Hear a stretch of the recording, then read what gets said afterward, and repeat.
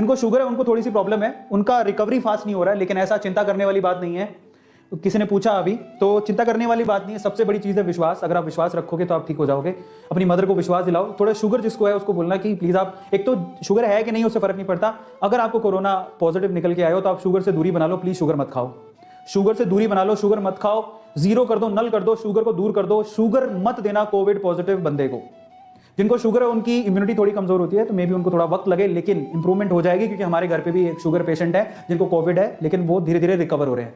So don't worry about that, आप भी हो जाओगे, आपके मदर भी हो जाएंगी, सो चिंता मत करिए, ठीक है। विश्वास एक बहुत ज्यादा जरूरी है। आप याद रखिए कि आपको अगर कोई भी सिम्टम दिखता है तो आप घर तक सीमित मत रहिए, जरूर अपने आप को डॉक्टर को दिखाइए, बहुत ज्यादा जरूरी है, और डॉक्टर की सलाह लीजिए। और एकदम से मान लो कि डॉक्टर कहीं बिजी है या नहीं, तो आपके पास बहुत सारी ऐप है, आप घर पे देख के भी डॉक्टर से कंसल्ट कर सकते हो। आजकल वो बातें नहीं रही, आप थोड़े से टेक्नोलॉजी को यूज करते हो, तो बहुत सारी ऐसी ऐप आ गई हैं जिससे आप डॉक्टर से कंसल्ट कर सकते हो। वो जो मेडिकेशन बता रहा है उसको फॉलो करो।